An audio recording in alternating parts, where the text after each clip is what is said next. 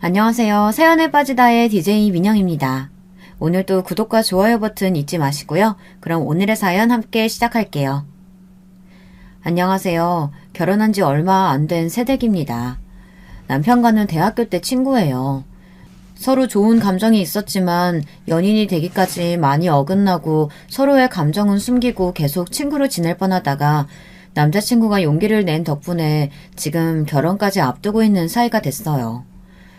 처음부터 호감을 가지고 있었지만 주변 사람들 때문에 이어지는데 이렇게 오랜 시간이 걸렸네요. 우린 참 인연인가 보다 했지만 사실 그것보다 더 오랜 세월 전부터 우리가 이어질 수밖에 없었던 인연이 있었더라고요. 저희도 알고 경악했지만 어른들은 더 많이 놀라셨던 저희 인연에 대해 자랑하고 싶어 이렇게 사연을 보냅니다. 사실 저희 엄마는 손이 좀 많이 불편하세요.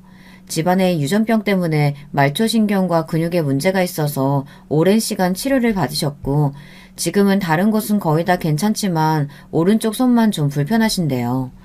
그런데 남자친구 어머니가 몸이 불편한 것에 좀 많이 민감하시더라고요. 엄마가 식사할 때 젓가락질이 불편한 걸 보고 인상을 제대로 찡그리시더라고요. 농사나 짓는 천것인 줄은 알았더니 몸도 병신이었네. 이런 소리를 하신 거예요. 저희는 다 얼어버렸어요. 너무 어이없고 충격적인 말이라 숨이 턱하고 막히더라고요. 목소리가 목구멍으로 나오지를 못하는 것처럼 그 누구도 아무 말도 하지 못했어요. 저희 엄마는 눈물이 그렁그렁 하셔서 자리를 피하고 싶어 하시는 게 역력했고요. 근데 남자친구가 나서더라고요. 엄마, 그런 말 하시면 안 돼요. 장모님이 아프신 건 장모님 아버님께서 우리 외할아버지 구하시고 베트남에서 고엽제 맞으셔서 그런 거니까요.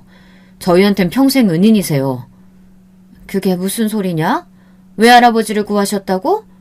베트남에서 힘들게 돌아오신 할아버지 팔아서 지금 말도 안 되는 소리 지어내는 거야, 너는? 아니에요, 엄마.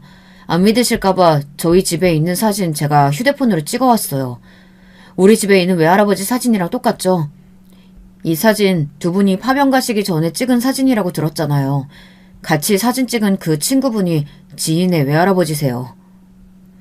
저도 듣지 못했던 얘기를 상견례장에서 들으니까 얼떨떨 하더라고요. 먼저 저희들 이야기를 좀 하자면 지혁이랑은 같은 과 신입생 한영회에서 만났습니다. 처음 봤을 때부터 뭔가 익숙하고 친근한 사람이었어요. 낯설지 않고 어디서 많이 본 것 같은 느낌이었어요. 그렇게 스스럼 없이 친해지고 어딜 가도 같이 다녔죠. 둘이서 있으면 참 좋고 편한데 주변에서 가만히 두지를 않더라고요. 저흰 서로 좋아했지만 서로 쑥스러워서 고백은 못한 상태였고 그 사이에 계속 우리를 좋아한다고 하는 사람들이 끼어들어서 우리는 몇 번이나 어긋났어요. 동기나 후배가 끼면 그러려니 하겠는데 여자 선배나 남자 선배들이 우리 사이에 끼고 시기 질투를 하니 정말 쉽지 않더라고요. 게다가 주변 사람들한테 지혁이한테 여자친구가 있는데 제가 지혁이한테 꼬리를 계속 친다거나 제가 남자친구가 있는데 저한테 지혁이가 어장관리를 한다던가 하는 그런 소문들이 돌게 만들더라고요. 둘 다 조심스러운 성격 때문에 항상 옆에 있었으면 했던 친구를 절대 잃고 싶지도 않았고 상대방의 마음에 확신이 없기도 했던 것 같아요. 그러다 결국 제가 지치더라고요. 3학년 때 영국으로 교환학생 신청을 했어요. 지혁이한테는 끝까지 말 안 하고 가려고 했었는데 조교 선생님들한테 제 얘기를 들은 것 같더라고요. 상황을 회피하려고 했던 저에게 지혁이는 용기를 내서 영국으로 따라왔습니다. 저희들은 용기를 낸 지혁이 덕분에 이어질 수 있었고 미래를 약속한 사이가 됐어요. 사귄 지 몇 해가 지난 어느 날 가족 얘기가 나왔어요. 지혁이가 집안 얘기를 잘 안 해줘서 뭔가 사연이 있나 했었는데 그날은 주말이었고 오랜만에 맑은 날씨에 오후였던 것 같아요. 카페에 앉아있다가 갑자기 말하더라고요. 우리 엄마가 사실은 좀 아파. 몸이 아픈 건 아니고 마음이 좀 아픈 사람이야. 어릴 때 외할아버지가 월남전에 갔다 오시고 불구가 돼서 오셨는데 할아버지랑 어렸을 때 같이 자랐던 친구가 할아버지를 구하시다 돌아가시는 바람에 우울증까지 생기셨어. 항상 어둡고 몸이 불편한 상태시다 보니 엄마한테 사랑을 많이 주지 못하셨대. 아빠가 타국에서 돌아오기만 기다렸던 우리 엄마는 아빠 상태를 보고 충격을 많이 받으셨고 덕분에 엄마는 아직도 몸이 아픈 사람들을 엄청 싫어하시고 건강에 대한 강박이 심하셔. 더러운 건 절대 못 만지게 하시고 나 캠핑이나 여행도 절대 못 가게 하셨어. 정말 많이 싸웠는데 왜 그러시는지 알고 나니까 포기가 되더라. 친구들이 많이 서운해했지만 어쩔 수 없었어. 너무 걱정하는 마음이란 걸 아니까 말이야. 너는 절대 외국 가서 다치면 안 된다고 애원하는 그 눈빛을 어떻게 외면하겠어. 영국 가는 것도 엄청나게 싸워서 온 거야. 나는 전쟁 나가는 거 아니라고 공부하러 가는 거니까 허락해달라고 몇 날 며칠을 싸워서 간 거야. 나 이렇게 엄마한테 반기 들고 너 만나러 온 거니까 네가 책임져야 돼. 그랬구나. 고생했네, 우리 남친. 내가 많이 예뻐해줄게. 그리고 나도 할 말 있어. 참 우리 많이 닮았다. 우리 외할아버지도 월남전에 참전하셨댔어. 할아버지도 거기서 친구가 돌아가셔서 많이 힘드셨다고 하셨대. 할아버지는 고엽제 부작용 때문에 몸이 많이 아프셨어. 한국 들어오셔서 집안에서 소개시켜준 여자랑 결혼하라는 등살에 급하게 결혼하셨는데 결혼 후에 부작용이 많이 드러나셨나 봐. 그게 아이한테 유전되리라고는 생각을 못하셨다 엄마가 태어나고서야 아셨대. 엄마가 근육계 이상으로 몸이 많이 불편하셨거든. 근데 할아버지가 다 자기 탓이라고 엄마 치료하려고 엄청 애쓰신 거야. 그래서 지금은 손만 좀 불편하시고 다른 데는 많이 좋아지셨어. 엄마는 몸이 안 좋으니까 결혼도 안 하고 애도 절대 안 낳으려고 하셨는데 어렸을 때부터 엄마를 좋아하던 아빠가 계속 고백 공격을 하는 바람에 애를 절대 안 낳는 조건으로 결혼하셨대. 근데 너는 태어났잖아. 나는 그러니까 우리 엄마가 가슴으로 낳은 애야. 원래 내 친엄마는 아빠의 여동생이었는데 그러니까 막내 고모지. 고모가 그 시대에 드문 신여성이었는데 계속 결혼 안 하겠다고 하시다가 30대 후반에 운명의 상대를 만나서 결혼하셨대. 결혼하고 애를 낳으셨는데 그게 나야. 근데 고모랑 고모부가 차 사고로 같이 돌아가셔서 우리 엄마가 나를 호적에 올리고 입양해서 키우신 거야. 지혁이는 말 대신 저를 안고 토닥여줬어요. 근데 우리 엄마 몸은 많이 불편하지만 세상 어떤 엄마보다 나를 예뻐해주시고 잘 키워주셨어. 그게 너무 고마워. 너희 엄마가 우리 엄마를 싫어하지 않으셨으면 좋겠다. 아니 벌써 우리 엄마한테 인사드리러 갈 생각하는 거야? 어머, 김칫국 너무 마시는 거 아니세요? 걱정 마. 우리 엄마는 건강하면 다 오케이야. 너 밥 먹는 거 보면 바로 오케이 하실걸? 지혁이랑 학교를 졸업하고 꽤 유명한 회사에 취업을 했어요. 지혁이랑 다른 회사에 들어갔지만 위치는 아주 가까워서 둘 다 다행이라고 좋아했어요. 더 자주 만나고 마음이 많이 깊어진 우리는 같이 미래를 꿈꾸기 시작했어요. 결혼 얘기가 나오고 나서 지혁이 어머니를 좀 뵈면 좋겠다는 생각이 들더라고요. 마음이 아프신 분이라고 하는데 엄마 생각을 하니까 좀 걱정이 되기도 했고요. 지혁이를 이렇게 잘 키워주셨으니 분명 좋으신 분일 거라고 생각했는데 보통 분은 아니시더라고요. 처음 지혁이네 집에 갔는데 정말 예쁘게 차려입고 계시더라고요. 환한 미소로 저를 반겨주셨어요. 집도 정말 깔끔하고 예뻤고 음식들도 예쁘게 차려져 있었어요. 살펴보니까 지혁이 엄마는 하루에 청소를 3번 이상 하시더라고요. 가구에 먼지가 앉는 걸 극도로 싫어하시고 집안은 늘 여러 대의 공기청정기가 돌아가고 있다고 하더라고요. 집안이 깔끔해서 좋긴 하지만 편하게 살 수는 없는 곳이라고 하더라고요. 엄마 덕분에 가족들이 다들 청소의 달인이 됐대요. 그렇지만 아무도 엄마는 이길 수 없다고 하더라고요. 같이 식사를 하는데 제 먹는 모습을 유심히 보시더라고요. 잘 먹는 모습이 참 보기 좋다고 여러 가지 음식을 권하시는 거예요. 그래서 주시는 대로 잘 받아 먹었는데 참 건강해서 좋아하셨어요. 그러다가 갑자기 화를 내시더라고요. 아니, 음식을 꼭꼭 씹어서 먹어야지. 깜짝 놀란 제가 사례가 들려서 헛기침을 하기 시작했고 지혁이가 급하게 등을 두드려주고 물을 주더라고요. 엄마, 애 놀라게 갑자기 소리를 지르면 어떡해. 나 괜찮아. 놀랐으면 미안하다. 그렇게 급하게 먹으면 소화 안 될 것 같아서 그런 거야. 지희야, 잘 먹는 건 좋지만 음식은 30번 이상 씹어야 돼. 안 그럼 위에 부담이 되고. 미안해요. 우리 집사람이 평생 가족이 아플까봐 걱정하는 마음으로 살아왔거든. 혹시나 체할까봐 걱정돼서 그런 거니 이해해줘요. 소리 지를 정도로 마음이 간절해서 그런 거니까요. 네, 저 괜찮아요. 밥이 너무 맛있어서 제가 욕심을 부렸나 봐요. 꼭꼭 씹어 먹겠습니다. 어쨌든 그렇게 인사를 드리고 나서 집으로 무사히 돌아왔어요. 말은 다 안 하지만 지혁이가 참 힘들게 살았겠구나 하는 생각이 많이 들더라고요. 얼마 후 지혁이 어머니한테 연락이 왔어요. 밖에서 맛있는 걸 사주고 싶다고 한번 보자고 하시더라고요. 지혁이 어머니는 저한테 궁금한 게 많으시더라고요.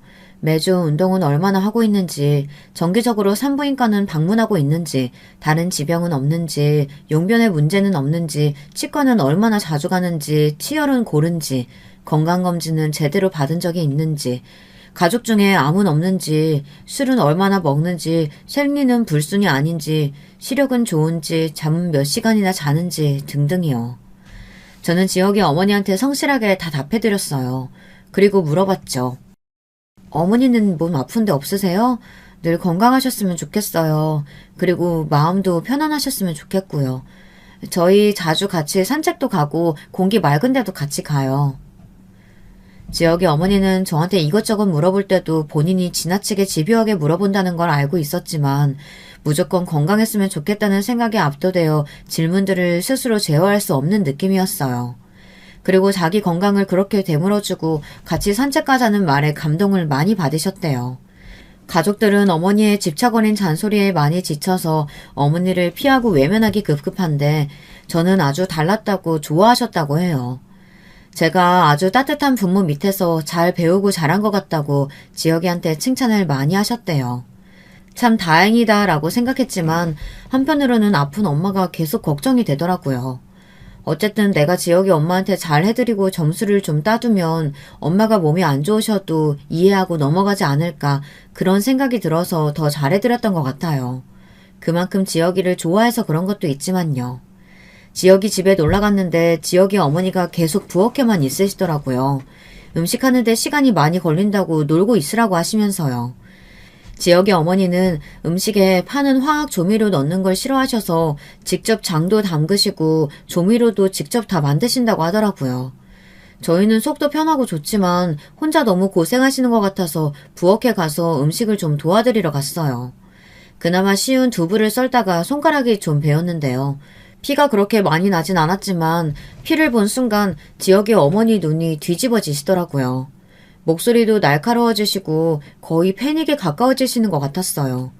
저는 소독약에 밴드만 있으면 됐는데 결국 저를 응급실까지 데리고 가셨어요. 파상풍 주사도 맞추시고요.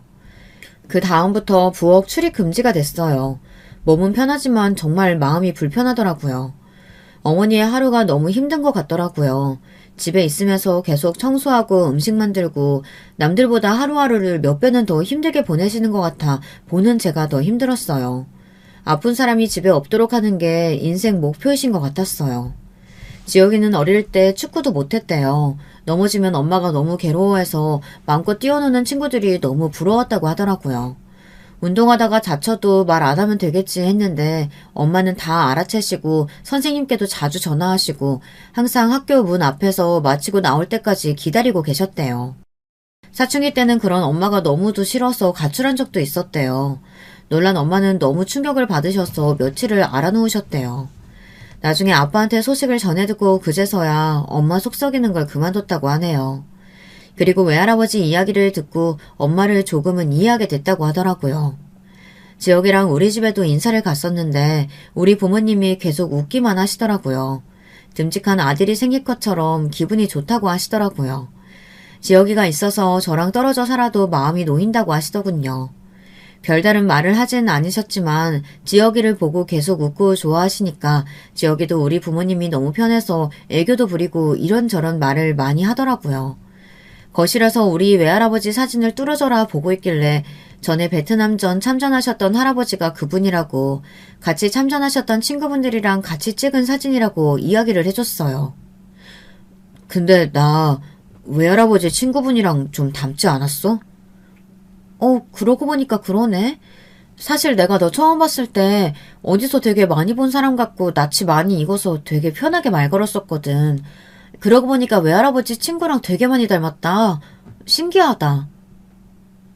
지혁이는 그 이후에도 한참을 사진을 바라보다 같이 저녁을 먹었어요.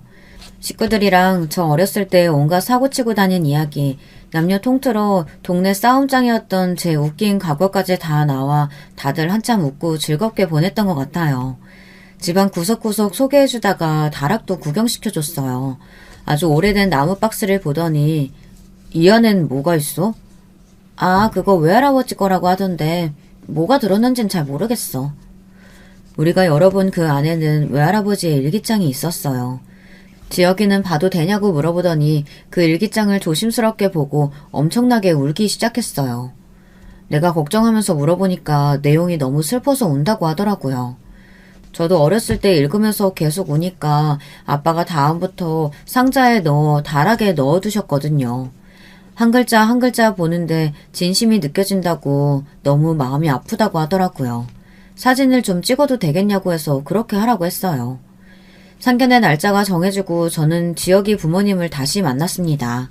제 손가락을 보시고 괜찮냐고 계속 물어보시더라고요. 상처는 그 다음날 다 아물었다고 말씀드리니까 정말 다행이라고 진심으로 좋아하시더라고요. 저는 망설이다가 어렵게 입을 뗐어요. 저 사실은 드린 말씀이 있어요. 저희 엄마에 관한 건데요. 엄마가 어릴 적 팔다리 부분 근육계통에 병을 좀 앓으셨는데 지금은 거의 다 좋아지셨어요. 다만 오른손이 아직 조금 불편하세요. 유전되거나 할 위험은 없는데 미리 말씀을 드려야 할 것 같아서요. 지혁의 어머니 얼굴이 급격히 어두워지시더라고요. 유전이 안 되는 게 확실하냐고 몇 번이나 물어보셨어요. 저는 확실하다고 말씀드리고 저는 건강하니까 염려하지 않으셨으면 좋겠다고 말씀드렸죠. 드디어 상견례 자리가 마련되고 가족들이 한자리에 드디어 모이게 됐는데요. 세상에 지혁이네 엄마가 엄마의 불편한 손을 보고 농사나 짓는 천한 것인 줄 알았더니 몸도 병신이었네. 이런 충격적인 소리를 하신 거였어요. 마음이 많이 아프신 분이라고는 들었지만 저랑 엄마는 너무 충격을 받았어요. 지혁이가 말리면서 이야기를 더 하지 않았으면 당장 엄마를 모시고 박차고 나갔을 거예요. 지혁이는 항상 어렸을 때 거실에 있는 액자 속에 외할아버지 사진을 좋아했었대요. 건강하고 세상 밝은 얼굴이셨으니까요. 지혁이 엄마는 그 사진을 보면 기분이 좋다가 밉다가 짜증이 났다가 그리웠다가 하셨대요. 아버지의 젊은 날에 대한 그리움과 애증이 뒤섞인 감정이셨겠죠. 근데 그 똑같은 사진을 저희 본가에 갔다가 보게 된 거예요. 오래된 사진첩이랑 이것저것 검색해서 찾아보기도 하고 남아있던 외할아버지의 일기도 보게 됐는데 그것 때문에 두 분 사이를 제대로 알 수 있었다고 하더라고요. 두 분은 원래 같이 부산에서 자란 친구 사이셨대요. 이건 두 할아버지께서 생전에 말씀하신 내용, 그리고 남자친구의 추측, 또 우리 외할아버지의 일기장에 적혀있는 내용을 토대로 쓴 이야기랍니다. 하지만 이야기를 듣고 가족들이 다 인정한 내용들이에요. 시기랑 모든 게 딱 맞아 떨어졌거든요. 우리 외할아버지이신 재선 할아버지와 남친의 외할아버지이신 동우 할아버지로부터 이 이야기는 시작돼요. 세연이다 보니 이렇게 부리는 걸 이해해 주세요. 어렸을 때부터 같이 부산에서 자랐었는데 원래 서울 분이셨던 남친의 증조 할머니께서 다시 서울에 살고 싶으셨나 봐요. 계속 서울에 가자고 노래를 부르셔서 서울로 이사를 가게 되셨는데요. 이런 재선이랑 동호는 헤어지는 게 너무 서운했지만 할머니가 너무 소원이라고 하셔서 어쩔 수 없이 이사를 갔다네요. 어렸을 때부터 절친한 친구였던지라 꼭 군대도 같이 가자고 약속하셨대요. 남자친구 집에 남아있는 우리 할아버지의 편지에 나와있던 내용이라네요. 떨어져 있어도 자주 전화도 하고 편지도 하고 지내시다 같이 군대에 가게 됐는데 당시 남친의 외할아버지는 여자친구랑 결혼 계획까지 있어서 집안 어른들끼리 인사도 주고받았었대요. 그래도 친구와의 약속을 지키려고 군대 얼른 갔다 오겠다고 여자친구에게 기다려달라고 그랬었는데요. 뱃속에 애가 있었는지는 꿈에도 모른 채 말이죠.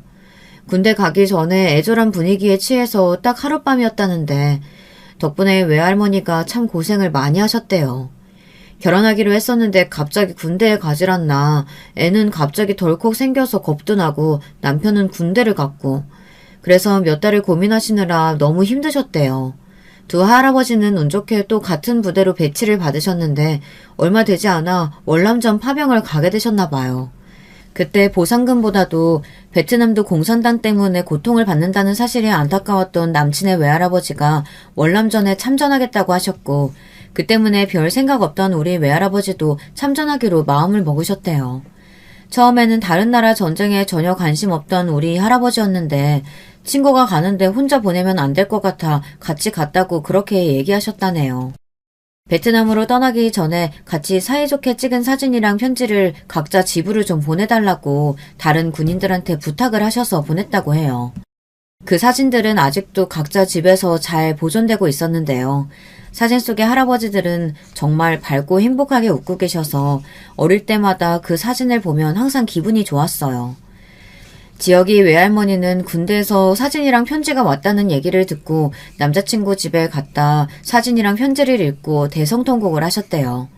나쁜 놈이라고 너무 심하게 우셔서 달래다가 어른들이 임신 사실까지 알게 되신 거라네요. 급하게 군대로 연락을 취해보셨지만 이미 파병을 간 후였대요. 두 할아버지는 어린 나이이다 보니 전쟁의 심각성 따위는 모르고 가셔서 정말 죽을 고생을 하셨대요. 제일 힘드셨던 때는 어린 아이들이랑 노인들이라 안심하고 같이 얘기도 하고 웃다가 그 무리 중에 숨어있던 어린 여자애가 쏜 총에 전우를 잃었을 때였대요. 민간인이랑 군인들이 전혀 구분이 안 가서 정말 어쩔 수 없이 많은 사람을 죽이셨다고 하시더라고요. 처음에는 민간인은 절대 죽이면 안 된다는 생각이셨지만 옆에 같이 울고 웃던 전우들이 온몸에 총알이 박혀 죽어나가는 모습을 보고 눈이 돌아버리셨대요. 민간인 속에 베트공이 숨어있으니 내가 살고 내 전우가 살려면 총을 쏴야만 했었다고요. 하루하루 견디기가 정말 지옥 같았는데 그래도 서로가 꼭 살아서 같이 한국에 가자라는 마음으로 버티고 또 버티셨대요. 아무것도 모르는 아이들까지 전쟁 방패로 삼는 공산당이 정말 밉기도 했고 내가 살기 위해서 많은 사람을 또 죽여야 하는 상황이 되니 정신적으로 너무 힘드셨대요. 동호 할아버지는 꼭 여자친구랑 결혼하겠다고 약속하고 군대에 왔는데 여자친구가 애타게 자기를 기다리고 있을 상황이 너무 미안하셨대요. 차라리 약속이라도 하지 말고 편하게 다른 남자 만나고 시집갈 수 있게 마음이라도 편하게 해주고 올 걸 그랬다고 후회를 많이 하셨다네요. 게다가 상의도 없이 베트남까지 왔으니 너무 미안한 마음에 그래도 꼭 끝까지 살아서 돌아가겠다는 마음으로 버티고 버티셨대요. 재선 할아버지는 동호 할아버지랑 어떻게든 살아서 한국에 가겠다는 생각으로 버티셨고요. 어릴 적 같은 동네에 살았을 때 같이 물놀이를 갔다가 물에 빠진 재선 할아버지를 동호 할아버지가 뛰어들어 구한 적이 있었대요. 물에 빠진 사람은 잘못하면 같이 빠져 죽을 수 있어서 정말 조심해야 하는데 동호 할아버지는 재선이 죽는다! 빨리 어른들 불러라! 하고는 고민도 없이 물에 뛰어드셨대요. 그때 동호 할아버지가 구해주지 않았으면 이미 자기는 물귀신이 됐을 거라고 얘기하며 자주 우셨다네요. 그래서 내가 꼭 동호가 위험할 때 한 번은 은혜를 갚아야 한다고 생각하셔서 전쟁에 또 따라가셨던 거래요. 그래서 그렇게 몸을 날려 동호 할아버지를 구하셨나 봐요. 엄청난 총격전이 벌어지는데 길어진 전쟁에 서로 악에 바칠 대로 바친 상태였어요. 두 할아버지는 서로 엄호를 해주며 앞으로 전진하다가 동호 할아버지가 다리에 심한 총상을 입고 쓰러지셨대요. 총알이 너무 빗발쳐서 아무도 데리러 갈 엄두를 못 내고 있었는데 재선 할아버지가 어떻게든 살리려고 어떻게든 총알을 피하고 참호를 끌고 들어가셨대요. 뼈까지 끊어진 것 같은 다리를 갖고 있는 천으로 꽁꽁 싸매줬는데 덕분에 다리 형체는 유지할 수 있었던 거라고 하네요. 그런데 참호가 폭격 대상이 됐고 동호 할아버지의 눈에 보였던 마지막 기억은 폭탄을 맞고 피를 흘리며 저 멀리 날아가 내동댕이 쳐진 재선 할아버지의 모습이었대요. 참호에서 기어나오려고 울부짖다가 폭탄 때문에 참호에 깔려서 묻혀버렸던 기억만 있다고 하시더라고요. 그리고 며칠 후 의식을 찾았을 땐 다리를 심하게 다쳐서 수술 후 치료 중이었는데 옆에 재선 할아버지가 없다는 사실을 믿을 수가 없었대요. 그 전투에서 살아남은 사람들이 같은 병실에 모여 있었는데 살아남은 사람은 병실에 있는 사람이 전부라고 했대요. 주변에 치료받던 동료들도 재선에는 죽었다고 말하고 그 시신을 수습했던 동료들도 있어서 계속 울기만 하셨대요. 울다가 자다가를 반복했는데 다친 사람들은 한국으로 빨리 송환 결정이 내려져서 한국으로 오셨다네요. 재선이 시신만이라도 가져갈 수 있게 해달라고 많이 울고 빌었다는데 나라에서 다 알아서 할 테니까 걱정하지 말라고 하셨대요. 다리 불구가 된 몸으로 마음의 병까지 얻어서 왔는데 여자친구랑 부모님이 같이 살고 있어서 일체로 놀라고 자기가 몰랐던 딸이 있어서 정말 놀라셨대요. 그렇게 가정을 이루고 사셨지만 우울증이 자주 도져서 술만 드시고 사셨다고 하네요. 하루는 괜찮다가 3일은 또 아파하고 또 하루 정신 돌아왔다가 이틀을 고통스러워하기를 반복하셨다네요. 자기가 월남전에 참전하겠다고만 안 했으면 재선이가 죽지 않았을 텐데 미안해서 부산에도 재선이 가족한테도 연락도 한 번 못하고 한평생 그리워하고 자꾸만 가슴을 치고 잠도 못 이루셨대요. 시신은 수습이 됐는지 자기 때문에 죽었다고 생각하니 정말 그 죄책감에 아무것도 할 수가 없었나 봐요. 그래도 친구가 구해준 소중한 목숨으로 어떻게든 힘내봐야지 하다가도 월남전 소식만 나와도 메스껍고 머리가 돌아버릴 것 같아 TV를 꺼버리고 밤새 떨면서 아파하셨다네요. 다리가 불편하시니까 딸을 데리고 어디를 가려고 해도 다리가 불편한 사람이 편하게 다닐 수 있는 복지들이 당시에는 거의 없었다 보니 집에만 주로 있으셨다고 해요. 항상 밝고 재미있었던 사람이 한순간에 변해서 할머니도 많이 놀랐지만 한평생 함께 하겠다는 약속을 꼭 지키겠다고 항상 그 옆을 지키셨대요. 다만 아빠의 불안정한 성정에 영향을 받은 지역의 엄마는 극도의 강박을 가지게 됐대요. 특히나 몸이 건강해야 한다고, 몸이 불편한 사람만 보면 극도로 피하고 가족의 건강에 특히나 집착을 많이 하게 되셨다고 하네요. 우리 할아버지, 재선 할아버지는 그 폭격에 참호에서 튕겨나가시고 너무 큰 충격에 의식을 잃으셔서 며칠 동안 기억이 없으셨대요. 정신을 차려보니 이미 시신으로 분류돼서 시체들 더미에 같이 쌓여 있었다고 하더라고요. 꿈에서 계속 동호 할아버지가 부르는 소리 때문에 너무 시끄러워서 정신이 들었다고 하는데 시신이라고 뭔가 덮여져 있었나 봐요. 끙끙거리고 소리를 계속 낸 지 한참 만에 어떤 병사가 발견해서 간신히 병원으로 이송되었지만 어디 한 곳 골절되지 않은 곳이 없어 바로 이송이 불가능했대요. 본국으로 소환되는데도 한참 걸리고 거기서 계속 치료받다가 고엽제까지 맞으셨다는데 그게 뭔지는 몰라도 그냥 시원하다고 생각하고 있다가 조금 찝찝해서 계속 맞지는 않으셨대요. 그게 정말 다행이었던 것 같아요. 그리고 당연히 동호 할아버지는 죽었다고 생각하셨대요. 꿈에서도 산 사람의 모습이 아닌 것처럼 느껴졌고 베트남 어디서도 소식을 들을 수가 없었기 때문이었어요. 죽어서도 나를 살리려고 그렇게 고함을 지르고 나를 깨웠구나, 동호야. 나는 너를 살리려고 여기까지 따라왔는데 내가 또 너 때문에 살았다. 나만 살았다, 동호야. 할아버지는 동호 할아버지가 그리울 때마다 저렇게 일기장에 계속 반복해서 쓰셨더라고요.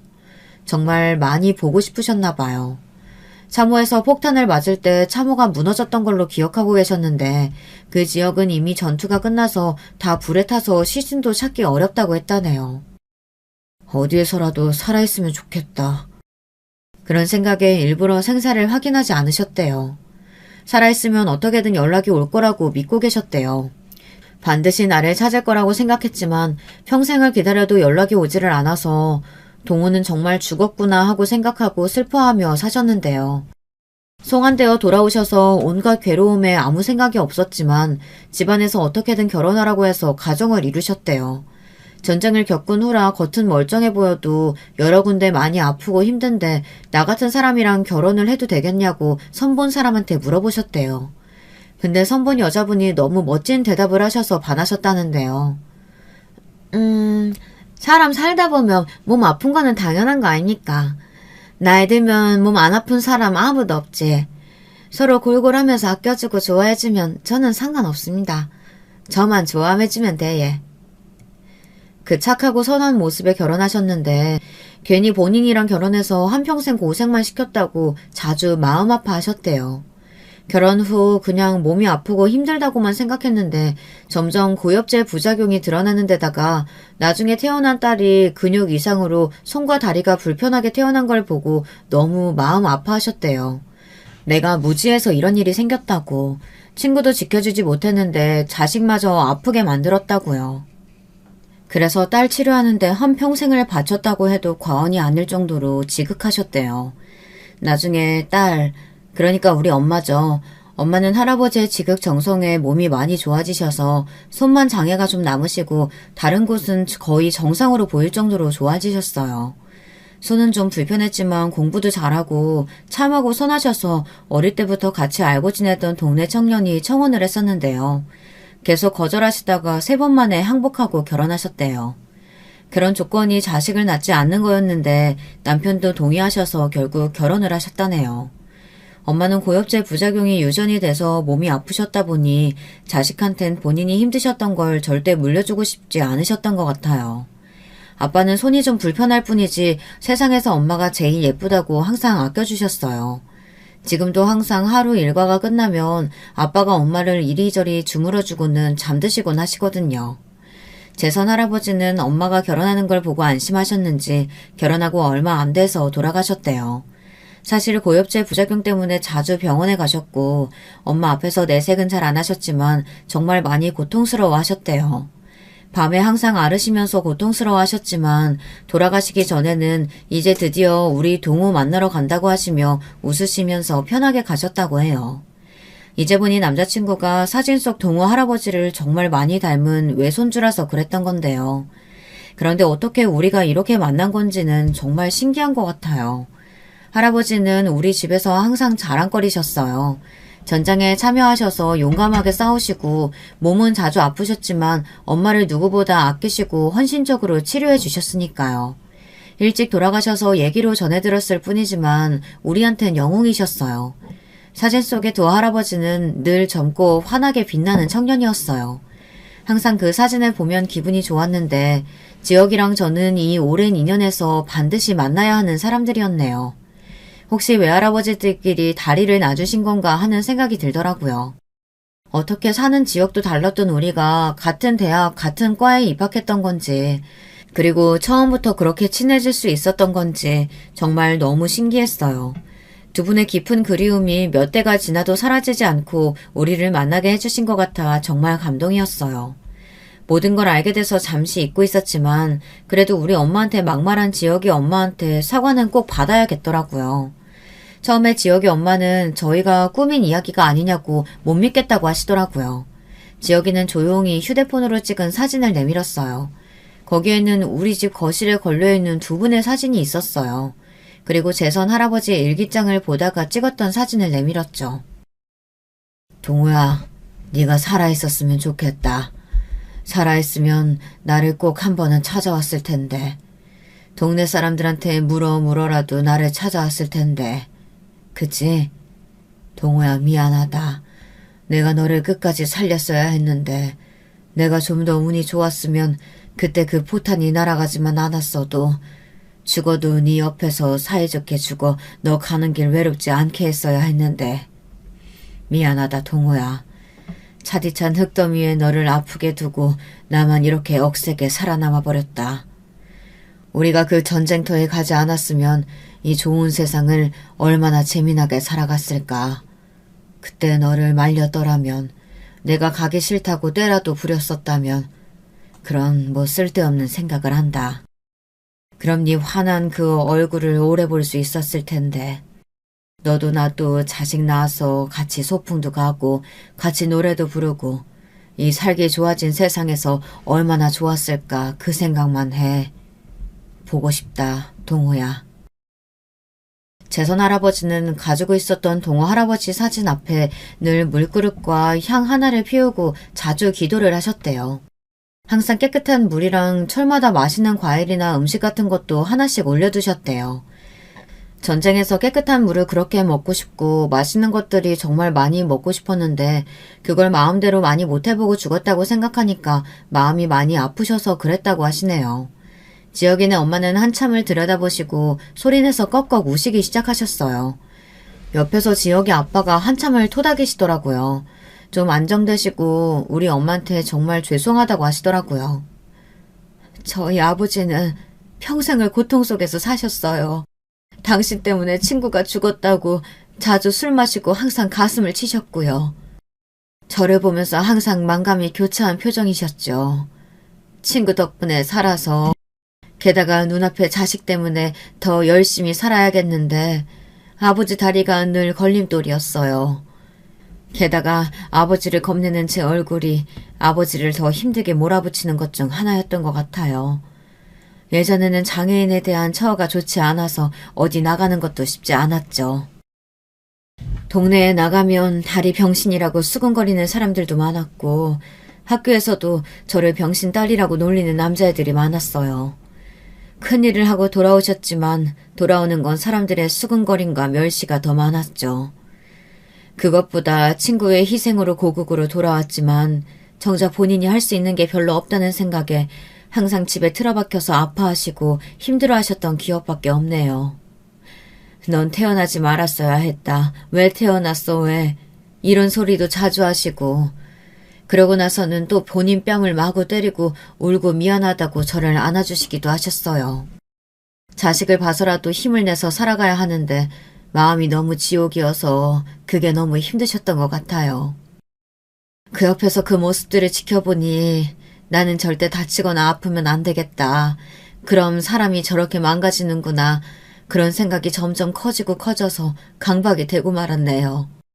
그 이후로 몸 아픈 사람만 보면 많이 피하고 무서워하게 됐어요. 제가 몸이 안 아프려다 정신이 마음이 아픈 사람이 되고 말았어요. 정말 죄송합니다. 정신없는 사람이 한 말에 상처받지 않으셨으면 좋겠네요. 정말 죄송합니다. 지역의 어머니께서도 정말 많이 힘드셨을 것 같네요. 두 분이 서로 생사를 제대로 확인해 보셨으면 좋았을 텐데 서로 정말 죽었다는 사실을 확인할 용기가 없으셨던 것 같아요.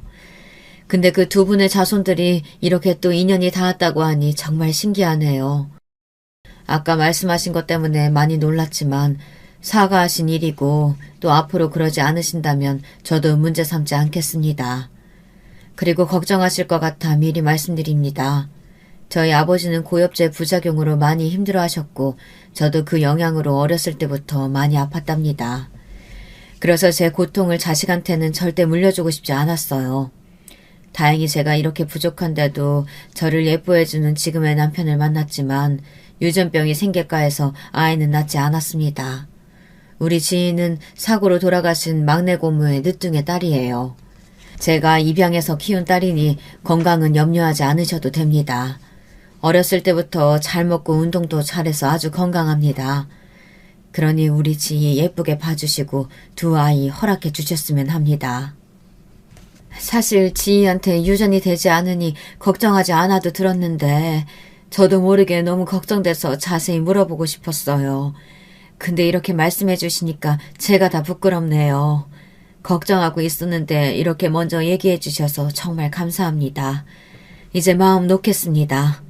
마음으로 낳은 딸 저렇게 밝고 예쁘게 키우셨다니 두 분의 인품을 알 것 같네요. 저희는 많이 부족한 부모지만 저희도 잘 부탁드리겠습니다. 저 둘은 저희 아버지와 재선 아버지가 이미 허락한 사이 같아요. 두 분이 참 서로를 많이 그리워하시고 가족이 되고 싶으셨나 봐요. 앞으로 잘 부탁드립니다. 사부인 사돈어른. 그리고 본의 아니게 상처 줘서 미안하다 지희야. 나도 모르게 정말 실수를 했다. 앞으로 내가 정말 잘할게. 이렇게 논물 콧물 상견례는 끝났어요. 지혁이는 엄마가 저렇게 이야기하는 걸 듣고 정말 많이 놀랐대요. 엄마가 어린 시절부터 가지고 있었던 많은 트라우마들이 한 번에 해결되신 것처럼 많이 웃고 밝아지셨다네요. 늘 무섭고 이상했던 아버지를 제대로 이해하시고 나서 마음이 확 바뀌신 것 같았대요. 아빠도 이제 하늘나라에서 재선 아저씨랑 신나게 놀고 계실 거잖아.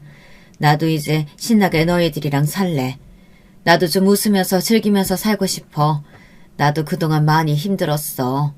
나도 이제 그만하고 웃으면서 살 거야. 이러셨대요. 결혼식 준비는 차근차근 진행돼서 2달 후에 결혼식을 올려요. 지혁아, 우리가 가족이 되면 뭐가 많이 바뀔까? 아님 지금처럼 평범하게 살게 될까? 당연히 조금씩 뭔가 바뀌겠지. 그런데 아주 좋은 방향으로 바뀔 것 같아. 우리 엄마만 해도 우리 결혼으로 많이 밝아지고 좋아지셨잖아.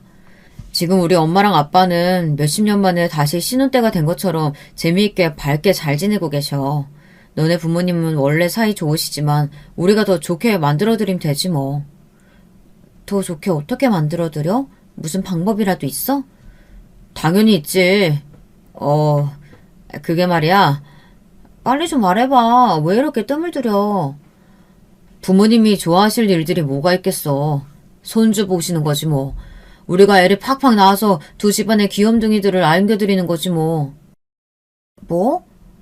근데 너 허리 디스크 심해서 병역 면제받은 몸 아니야? 애를 팍팍 만들 수나 있겠어. 당연하지. 이상하게 그때 신검 받을 때만 디스크가 터지고 난리가 났었는데 난 그 이후는 계속 괜찮아지더라고. 이것도 외할아버지의 큰 그림이신가? 그런 의미에서 나의 허리 상태 지금 확인해보면 어때? 뭐? 그거 내가 지금 어떻게 확인해? 아니, 이 여자가 내가 다 말로 해야 돼? 이리 와! 결혼 허락도 받았고 너무 꿀떨어지는 하루하루를 보내다가 정말 덜컥 임신을 해버렸어요. 덕분에 결혼 일정도 앞당기고 곧 엄마 아빠가 되게 생겼네요. 지혁이는 회사에서 열심히 일하다가 가업을 이어받아 식당 경영을 하게 됐어요. 요리엔 소질이 없었지만 장사엔 소질이 있는지 본점이랑 대리점들을 잘 관리해서 아버지한테 칭찬도 받았다고 좋아하더라고요. 지혁이가 그 일을 하게 될 줄 몰랐었는데 왜 그런 결정을 내렸는지 물어봤는데 좀 감동이었어요. 큰 회사에 들어가서 열심히 일하고 승진하는 삶도 좋겠지만 가족이 최우선인 삶을 살고 싶다고 말이에요. 그동안 고통받고 사는 가족들 모습에 가족을 등지고 살고 싶다는 생각도 한 적이 많았다고요. 그런데 엄마가 변하는 모습도 보고 우리 엄마 아빠가 사는 모습도 보고 저렇게 예쁘게 살 수 있구나 하는 생각이 들었대요. 그리고 일한다고 저를 그리고 아이를 혼자 두고 싶지 않았다고 하더라고요. 아무래도 시간적 여유가 많고 가족과 함께 할 수 있는 시간이 더 많은 일을 찾다 보니 지금 일이 딱 맞더라고 하더라고요. 이유를 듣고 시아버지도 흔쾌히 허락하셨대요. 대신 농땡이는 안 된다고 하셔서 일할 때는 정말 열심히 하긴 하더라고요. 시어머니는 임신했다는 얘기를 들으시고 정말 기뻐하셨어요. 애도 내가 봐줄 테니 많이만 낳으라고 하시더라고요. 쌍둥이로 낳아도 좋다고 하시며 웃으시는데 괜히 마음이 뭉클하더군요. 집안에 자손이 귀해서 제 임신이 너무 설레고 기분이 좋다고 하시는데 저도 마음이 몽글몽글 하더라고요. 제가 결혼하고 나서 시어머니도 정말 많이 좋아지셔서 청소도 이제 하루에 한 번만 하시고 음식은 여전히 정성스럽긴 하지만 그렇게 강박적으로 하지 않으시더라고요. MSG가 소량 먹으면 아무 문제 없다고 하시면서 고향의 맛도 몇 번 사용하니까 좋다고 하시더라고요. 애기 이유식 만들 생각에 너무 설레하셔서 애기 아직 팔다리도 없어요, 어머니. 조금만 기다려주세요. 말씀드리니까 한참을 웃으시더라고요. 엄마한테 영상통화를 걸어 엄마 아빠한테 배가 이렇게나 나왔다고 투정을 부리기도 하고 엄마가 해주는 밥이 먹고 싶다고 했더니 두 분이 또 음식을 바리바리해서 서울까지 올라오셨더라고요. 음식이 너무 많아서 시댁 식구들까지 불러서 같이 식사도 했어요. 제가 임신한 걸 좋아하는 사람들이 이렇게나 많은 건 진짜 축복인 것 같아요.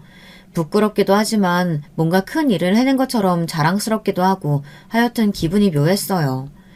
애가 딸인지 아들인지도 모르는데 우리 엄마랑 시어머니는 기저귀는 이런 게 좋고 유모차는 이런 게 좋고 온갖 아이 용품에 대한 대화를 한참 하시더라고요. 나이 드신 분들한테 할 말은 아니지만 정말 귀여우셨어요. 시어머니는 마사지하는 방법을 배우셔서 아버님께도 해드렸다고 괜찮았다고 하시면서 엄마 손을 주물러 주시더라고요. 엄마가 으아 시원하다 아저씨처럼 이야기하시는데 다들 웃음이 터졌어요. 시어머니는 제가 그 소문난 성북동 약손입니다 하면서 능청스럽게 으스대시는데 너무 웃겼습니다. 배불뚝이 티가 덜 날 때 결혼식을 하려고 날짜를 앞당겼는데 그래도 많은 분들이 참석해 주셨어요. 서울보다는 부산에서 하고 싶어서 부산에서 치렀는데 친구들도 많이 와서 축하해주고 제일 감동이었던 건 축사를 해주신 어르신이었어요. 나이 지긋하신 할아버지셨는데 어릴 적 할아버지의 친구분이시더라고요. 연세가 많이 드셨는데 본인들 일처럼 기뻐해 주시고 눈물도 지으셨어요. 동우랑 재선이가 지켜주니까 너네는 꼭 잘 살고 행복할 거다. 하시는데 정말 눈물이 나더라고요. 몇 분 안 되셨지만 오셔서 우리들 손도 잡아주시고 시어머니 보고 얘가 동우 딸이가? 동우, 아이고 우리 동우야. 하시고 우는 할아버지도 계셔서 우리도 또 같이 울었어요. 그리고 어렸을 때 두 분들이 같이 찍으셨던 다른 사진들을 찾아서 저희한테 주셨어요.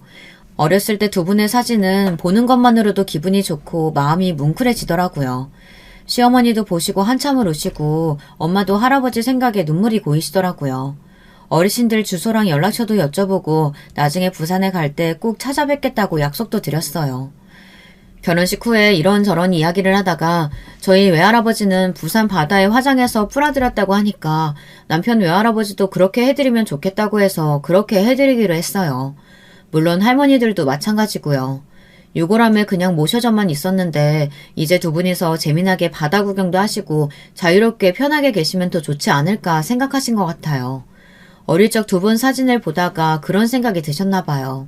사람들은 월남전에 대해서 부정적인 생각이 많더라고요. 우리 군대가 가서 민간인들을 많이 학살했다 하고 나쁜 짓들만 골라서 했다고 하면서요. 민간인들과 베트공을 구별할 수 없는 그런 상황에서 살기 위한, 전우들을 지키기 위한 행동이었다고 해도 많은 사람들을 죽이지 않았냐고 하면서요. 저는 가끔 묻고 싶어요. 그런 똑같은 상황이 되었을 때 당신은 어떻게 할 건지.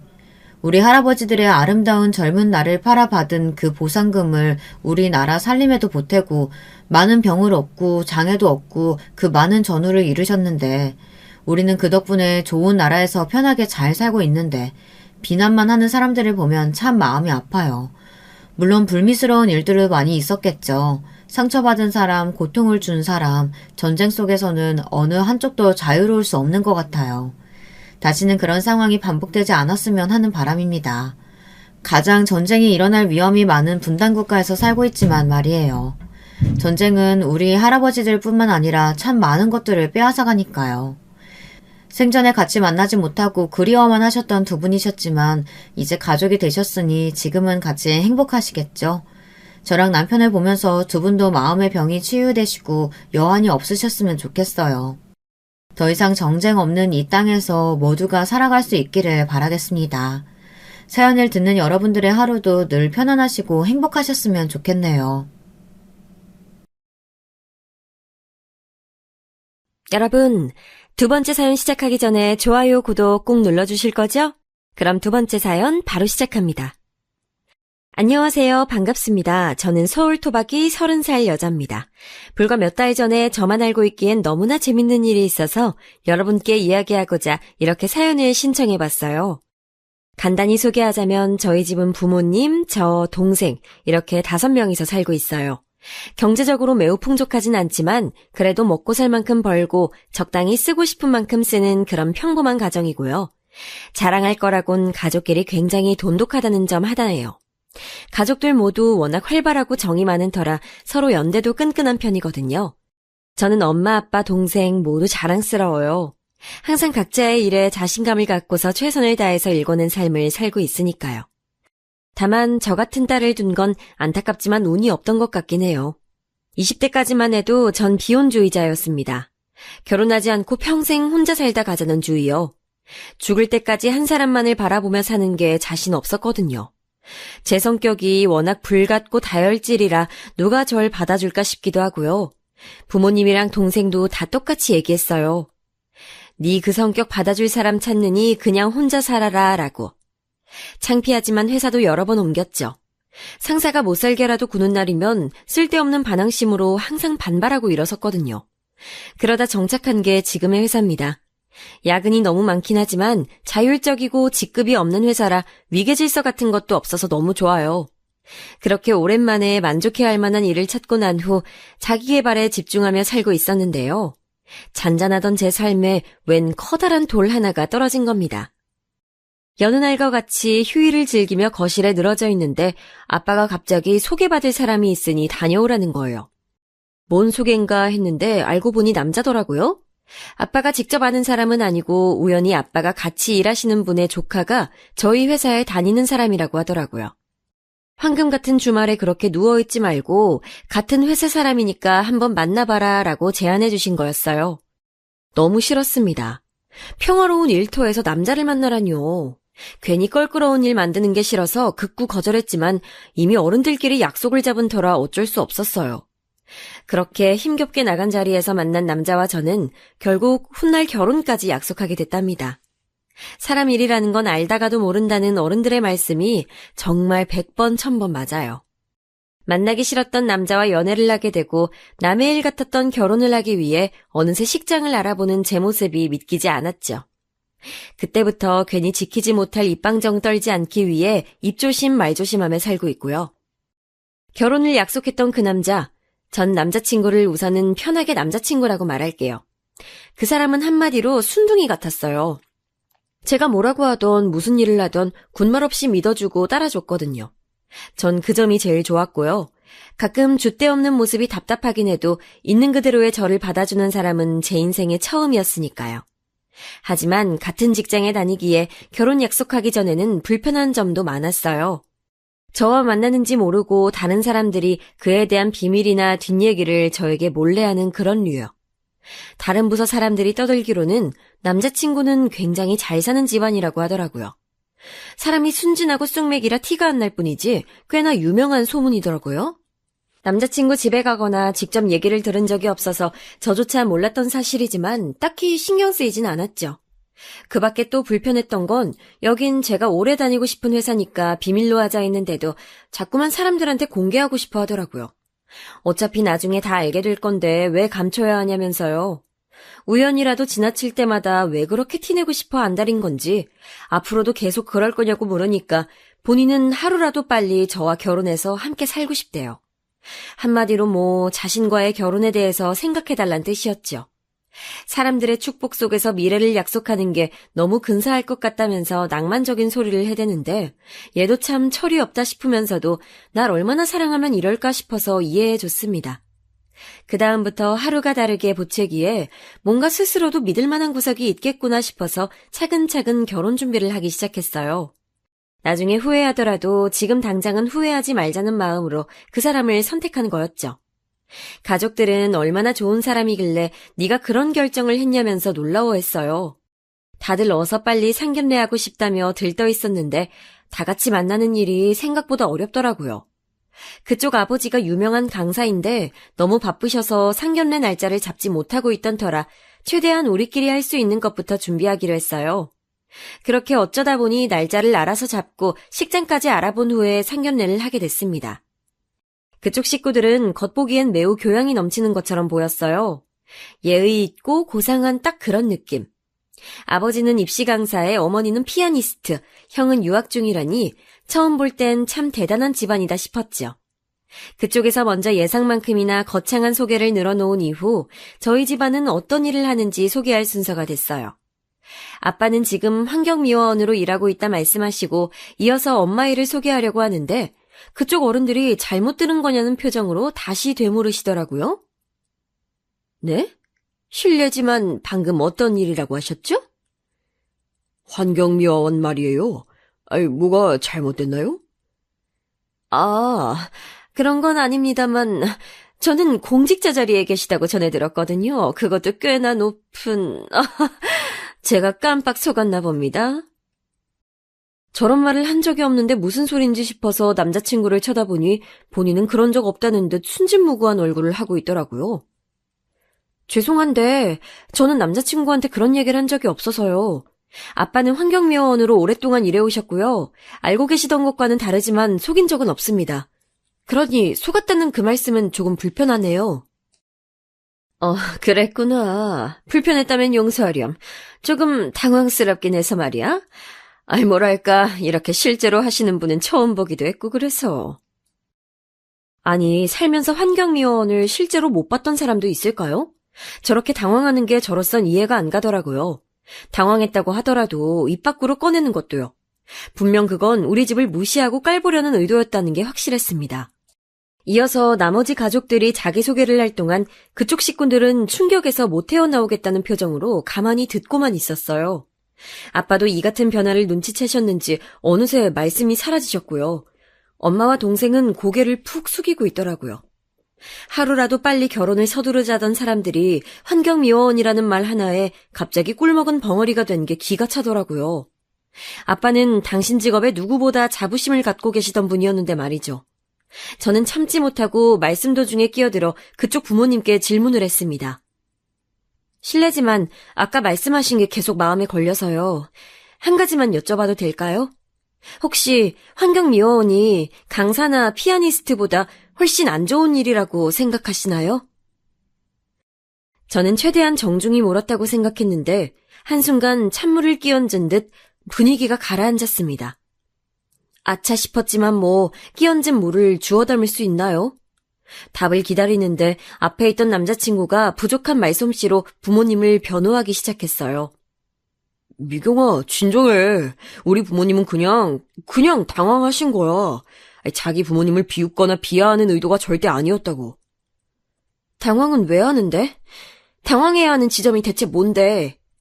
그래. 넌 애초에 왜 그런 거짓말을 한 거야? 난 공무원의 기억도 꺼낸 적 없다고.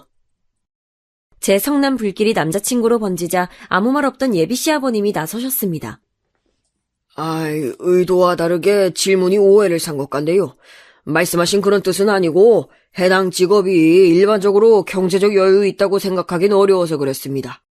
아이들이 아직 어리니 아무래도 집에서 도움을 받아야 할 텐데 그 부분을 해결하실 수 있을까 하는 아주 작은 걱정 때문에요. 아니, 이게 무슨 소리죠? 환경미화원이 경제적으로 어려울 거라니 교양 있는 척했지만 사실은 정말로 무지한 사람들이라는 걸 이때 알아차려야 했어요. 불같은 저는 또다시 참지 못하고 나서버렸네요. 환경미화원은 꼭 필요한 직업이기에 그만큼 벌이도 적지 않다는 것과 오랫동안 일하신 베테랑이기에 다른 사람들보다 훨씬 더 버는 것, 가족 수만큼 추가 수당도 있기에 아빠 혼자만 일해도 우리 가족 모두 잘 먹고 잘 살 수 있다는 얘기를 마음껏 쏟아냈어요. 그렇지만 제 얘기를 한 귀로 흘리는 듯한 그쪽 식구들을 보면서 도중에 깨달았습니다. 돈이 중요한 게 아니라 사실은 그런 직업을 가진 사람을 사돈으로 맺고 싶지 않다는 체면이 중요했던 거예요. 하지만 그걸 티낼 순 없으니 우회적으로 말한 거겠죠. 전 제 입으로 아빠에게 한 번 더 상처를 준 것 같아서 왈칵 울고 싶은 마음뿐이었어요. 남자친구 가족들은 우선 이 결혼에 대해 조금 더 생각해보잔 말을 끝으로 일어섰습니다. 저희가 먼저 일어섰어야 했는데 그마저도 그쪽한테 진 기분이었네요. 그날 집으로 돌아가서 아빠가 조용히 저를 부르셨습니다. 그리고선 저에게 미안하다고 하시면서 결혼을 하고 싶다면 당신들은 괜찮으니 괴념치 말고 준비하라고 말씀하셨어요. 제가 그쪽에서 얼굴 들고 살 수 있을 정도는 되게 지원해 주실 거라면서요. 갑자기 죄인이 된 것처럼 말하는 아빠를 보니 이 결혼은 절대 하면 안 된다는 생각이 들면서 정신이 차려지더라고요. 주위에 결혼한 사람들 말 들어보면 다들 똑같이 그래요. 고부 갈등이든 시댁 갈등이든 싸울 때 싸우더라도 앞으로 나아질 거란 희망 아래 같이 살 수 있는지 없는지를 결정하는 건 남편의 몫이라고요. 중간에서 얼마나 중재를 잘해주는지에 따라서 앞날이 결정된다는 말이더라고요. 아직 식을 올린 건 아니지만 저희도 크게 다를 바 없었죠. 남자친구는 상견례 때 믿음직스런 모습을 보이지 못했고 이미 저는 우리 가족을 욕보였다고 생각했기에 결혼 생각이 아예 사라졌고 또 그쪽 집안은 그 뒤로도 저희 아빠 직업을 들먹이며 결혼을 반대했으니 무엇 하나 관계가 개선될 여지가 없었습니다. 그런데 남자친구는 이상하리만큼 결혼에 대한 강한 의지로 저를 계속 설득했어요. 정말 미안해. 지금 나한테는 당장 두 집안을 화해시킬 능력이 없어. 그렇다고 너랑 헤어질 자신도 없고. 이제 결혼하자고 보채진 않을 테니까 그럼 우리 일단 같이 살기만 하자. 어때? 집에는 말 안 할게. 알잖아. 난 우리 부모님이랑은 다르다는 거. 동거에 대해서 깊게 생각해 본 적 없기에 몇 번을 거절했지만 남자친구는 그때마다 퇴근길, 주차장, 집 앞에서 기다리며 간곡히 부탁했어요. 나중에는 술에 취해서 무릎 꿇고 빌더군요. 애처럼 엉엉 울음을 터뜨리곤 한번 봐달라 하면서요. 그때 기억을 떠올리면 꼴도 보기 싫은데 이렇게 애원하는 모습을 보면 그래 얘가 무슨 잘못이야 라는 생각만 들더라고요.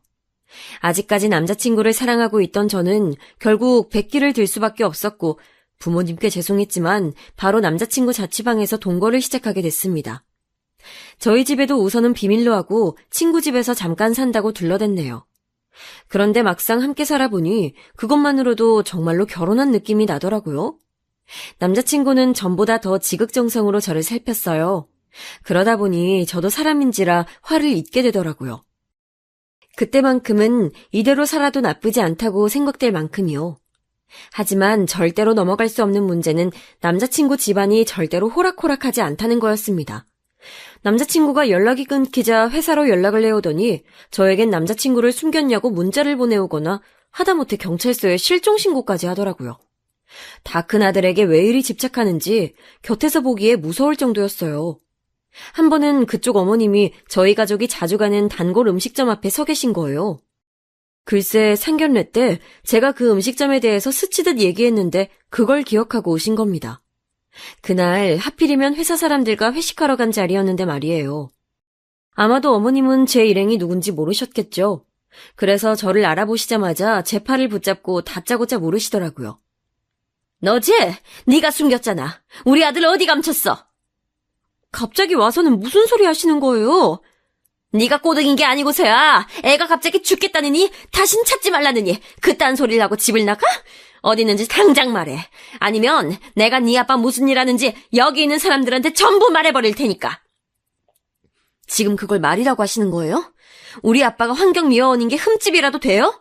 말해요, 말해. 그리고 그쪽 아들 돌려보낼 테니까 이렇게 무례하게 찾아오지 마세요. 뭐야? 아주 없는 집 구석에서 자라서 그런지 예의도 밥 말아 먹었네. 너희 집안이 그따위면 감히 나한테 그러면 안 되는 거다. 응? 사람이 같은 밥 먹는다고 다 같은 사람이 아니라고. 회사 사람들 앞에서 수모를 당한 것도 너무나 속상했지만 더 화나는 건 그쪽 집에서 자꾸만 아빠의 직업을 비하하는 거였어요. 속이 상하니 입맛도 없어서 먹는 둥 마는 둥 한 채로 집에 갔습니다. 그리고선 남자친구에게 이제 그만하자고, 이 결혼 없던 일로 하자고 울며 말했어요. 그러자 남자친구는 이제 더는 안 되겠다는 듯 처음으로 집안 얘기를 해줬습니다. 사실 본인 집은 소문처럼 잘 나가는 집안도 아니고 오히려 금전적으로 많이 시달리는 상황이라네요. 아버지는 입시 강사가 맞지만 코로나로 인해서 학생도 많이 줄었고 예전에 비해 나이가 들다 보니 경쟁력 있는 젊은 강사들에게 밀려나 강의를 따오기도 힘든 상태라고요. 피아니스트인 어머니도 다른 사람을 가르친 적이 없어서 레슨을 할 수도 없고 쇼를 열기엔 알아주는 이가 없어서 유명무실한 직업일 뿐이었습니다. 형은 유학을 갔다가 자금 부족으로 한국에 들어온 지 꽤 됐고요. 돈 들어올 구멍은 막혔어도 다들 자존심은 세서 쓸데없이 따지고 재는 거라고 자신도 이해하지 못하겠다는 남자친구의 말을 들으니 어느 정도 상황이 이해는 갔습니다. 아마도 가족 중 유일하게 자기 몫을 내내면서 실질적 가장 노릇을 하는 아들에게 기대감이 컸기에 그만큼 매달리고 집착하신 게 아닐까요? 어떻게든 이름 있고 경제적으로 여유로운 집안과 결혼을 시키려 하고요. 하지만 아무리 자기 자식이고 핏줄이라서 아낄 수는 있다만 사람을 일일이 급을 매겨가며 저와 남자친구가 급 차이 나서 안 맞는다고 하신 걸 보면 아무래도 현실을 너무 모르시는 것 같아요. 난 현실 물정 모르고 눈만 높은 집구석이 답답하고 벗어나고 싶어서 어떻게든 결혼을 하려고 했던 거야. 그렇게라도 핑계를 대고 빠져나오고 싶었거든. 그런데 이렇게까지 나를 올가매는 걸 보니 그것만이 정답은 아니었나 봐. 아마 결혼했었어도 똑같았을 것 같아. 오히려 우리가 이렇게라도 만나는 게 기적인 건가 싶어. 난 미경이 너랑 꼭 오랫동안 함께하고 싶어. 오랫동안. 지금 보면 무슨 저런 드라마 대사 같은 말을 하지 싶지만 그 당시 저는 체념한 듯한 남자친구가 안타깝고 안쓰러워서 꼭 껴안아줬어요. 제가 당했던 지난번의 수모도 잊은 채 남자친구가 다시 행복을 찾을 수 있게 도와주겠다고 호기롭게 약속했죠. 남자친구는 제 품에 안겨서 눈물을 흘리며 연신 고맙다는 말만 했습니다. 그 와중에 저는 우리 둘만이라도 양가 부모님 없이 작게나마 식을 올리자 싶은 생각으로 적금 통장도 찾고 그랬네요. 그런데 그날 밤 남자친구가 갑자기 친구에게 연락이 왔다며 밤중에 나가더라고요. 갑자기 웬 친구지? 이때부터 뭔가 불길한 느낌이 들기 시작했는데 일은 다음날 터지고 말았습니다. 다음날 일어나 보니 청천벽력 같은 일이 일어나 있었어요. 남자친구가 보이지 않는 겁니다. 항상 함께 출근했었는데 어디 갔나 싶어서 찾아봤더니 쪽지를 남겼더라고요. 읽어보니 가관도 아니더라고요. 미경아, 너와 함께 지내는 동안 내 행복은 뭘까 고민해봤거든? 그런데 내가 내린 결론은 그게 무엇이든 나 혼자선 찾을 수 없을 것 같다는 거야. 그렇다고 네가 도와줄 수도 없는 일이고 난 아무래도 가족을 버리고선 행복할 수 없다는 걸 확실히 깨달았어. 어제 우리 엄마를 잠깐 만났는데 우리 엄마 너무 야위였더라. 얼마나 야위였는지 내가 꼭 죄인이 된 것 같은 거 있지. 우리 가족들을 머리론 이해할 수 없지만 가족이니까 내가 끝까지 곁에서 지켜주고 행복하게 만들어드려야 할 것 같아. 그동안 함께해서 즐거웠어. 너도 네가 사랑하는 사람들 곁에서 행복을 찾길 바랄게. 위로랍시고 건넨 저의 말에 남자친구는 내가 아닌 가족을 떠올린 거였더라고요. 이 얼마나 듣도 보도 못한 황당한 이별입니까? 결국 가족이 그렇게 중요한 사람이 왜 저에게 희망을 주고 같이 살자고 말한 건지 모르겠네요. 그렇게 전 하루아침에 버림받고 집에선 쫓겨나게 생긴 겁니다. 한 달 만에 돌아간 방에 혼자 덩그러니 남겨진 그 기분은 아직도 말로 설명할 수 없네요. 당황, 황당, 슬픔의 감정을 하나씩 순서대로 느끼다가 마지막으로 분노가 치밀어서 헤어질 땐 헤어지더라도 이대로 순순히 나가주기는 억울하겠다 싶은 겁니다. 남자친구가 그림을 모으는 고상한 취미가 있는데 가장 아끼는 거실 그림에 이별 편지를 써두고 나왔죠. 할 말이 많아 장문으로 적다 보니 어느새 그림의 반을 빼곡히 채우더라고요. 그렇지만 이 정도는 해줘야 우리의 작별 인사지 싶어서 끝까지 할 말을 전부 적었습니다. 그러고 나서 이틀 후 회사로 출근하는데 그날따라 뒤통수가 따가운 겁니다. 한껏 뜨거운 눈길을 받으며 자리에 앉았는데 평소 눈치 없기 백단이라 거리두고 있던 옆자리 직원이 이야기를 해주더라고요. 미경 씨, 그렇게 힘든데 왜 말을 안 했어? 네? 힘들다니 그게 무슨 소리예요? 지금 회사 안에서 그게 가장 화두야. 미경 씨가 집 형편이 너무너무너무 어려워서 상견례 이후에 파혼당했다고. 얼마나 어려우면 그래. 인사부에 준호 씨랑 결혼하려고 했던 거라며. 그치? 둘이 만나는 줄은 전혀 몰랐네. 하긴 준호 씨가 집안이 좋긴 하지. 뭐라고요? 이 소리를 듣는데 누군가 머리를 후라이팬으로 힘껏 내려친 기분이었어요. 딱 보아하니 혹여라도 제가 본인 집안 사정에 대해 말할까봐 미리 선수친 거더라고요. 기분은 더럽지만 애써 대응하지 말자는 마음으로 일에만 집중했지만 워낙 평온한 회사라서 자주 없는 일이 생기니 오히려 더 시끌벅적해졌어요. 가난하다, 파혼당했다 등의 소문은 크게 신경 쓰지 않지만 함께 회사를 다니던 남자친구의 정체가 드러나니 그게 가장 싫더라고요. 본인이 그렇게 공개하고 싶어서 티를 내더니 결국 마지막에 이 사단을 만들었구나 싶고요. 그렇게 친한 동료들, 안 친한 동료들 가릴 것 없이 하루 종일 각종 입방아에 올라가며 시달리다가 2달 만에 집으로 돌아갔습니다. 가족들에게 그동안 있었던 일을 다 사실대로 말했어요. 우리 가족한테 상처 준 집안 사람인데 바로 헤어지지 못해서 죄송하다고 말하고선 끝은 안 좋았지만 그래도 그렇게 살아보니까 미련은 없다고 말했습니다. 이야기를 묵묵히 듣던 가족은 사실 제가 남자친구와 있던 걸 알았지만 그래도 돌아와서 기쁘다며 웃어주었죠. 나중에 동생에게 듣기론 아빠는 제 상견례 이후 결혼을 취소한 게 당신 탓인 것만 같아 그동안 잠도 제대로 못 주무셨다고 하고 엄마도 그런 아빠를 보며 많이 힘들어하셨대요. 그것도 모르고 집을 나간 제가 스스로 한심해서 너무 죄스러웠어요. 액땜 아닌 액땜을 했으니 앞으로 갚아나가면서 다시 열심히 살아가자라고 몇 번을 다짐했습니다. 그런데 다음날 출근하고 보니 또 커다란 산 하나가 도착해 있더라고요. 제 책상 근처로 사람들이 몰려있는 겁니다. 다가가서 보니 남자친구 집 거실에 걸려있던 그림이었어요. 제가 쓴 이별 편지에 또 답장을 적어서 회사 사람 모두가 볼 수 있도록 친히 제 자리에 둔 겁니다. 정말이지 지극정성이죠. 너같이 한심하고 이기적인 인간은 그 미칠 듯이 사랑하는 가족 곁에서 떠나지 말고 평생 꼭 붙어서 살았으면 좋겠다라는 식으로 적어뒀는데 본인은 애초에 사람들에게 보여줄 걸 의식하고 혼자 절절한 사랑을 한 것처럼 다음 생에서라도 만나자는 낭만식의 답장을 써두었네요. 거기다 이걸 본 회사 사람들은 모두 절 동정하는 듯한 눈빛이었어요. 집이 가난에 차인 비련의 여주인공쯤으로 보고 있는 거였죠. 그게 더 열이 받고 부글부글 속이 끓었습니다. 미경 씨 너무 불쌍하다. 그치? 얼마나 집이 가난하면 저런 일까지 겪고? 나 같으면 살기도 싫겠네. 아무렇지 않게 들려오는 회사 사람들의 화장실 뒷담화는 저를 더 미치게 만들었고요. 무슨 수를 써도 아무것도 일이 손에 잡히지 않았습니다. 그냥 이건 곧 나를 그만두게 하려는 심산이구나 싶어서 남자친구를 바로 찾아갔습니다. 제가 올 줄 어느 정도 알았다는 것처럼 침착한 얼굴로 맞이하더라고요. 어차피 다 소문날 대로 난 사이니 가릴 것도 없겠다 싶어서 회사 아래층 카페에서 만났어요. 오랜만이다. 못 본 동안 잘 지냈어, 미경아? 못 본 지 나흘 됐으면서 뭔 소리야. 왜 자꾸 유치하게 회사에다 미리 손을 쓰지? 그렇게 안 하면 내가 네 비밀에 대해 떠들어댈까봐 불안해서 못 살겠어? 그러고 보니 너희 집 잘 산다는 소문도 네가 낸 거 아니야? 제 말에 남자친구는 아무 대답도 못하더라고요. 설마 했는데 남자친구는 툭 하면 자신을 포장하는 거짓말을 해가며 원하는 이미지를 만들어갔던 거였어요. 그래서 본인의 부모님에게도 거짓말을 통해 멋진 아들을 흉내내고 있지도 않은 경사를 만들어서 기대치를 한껏 높여온 거더라고요. 그러니 어머님의 아들 사랑이 그렇게 깊었던 것도 평소에 본인이 인기가 차고 넘쳐서 훨씬 좋은 조건의 여자를 만날 수 있다는 식으로 이야기해왔기 때문이고요.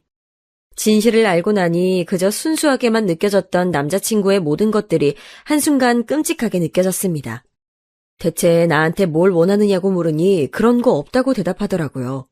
그냥 지금 이 순간의 곤경을 벗어나기만 하면 된다고요.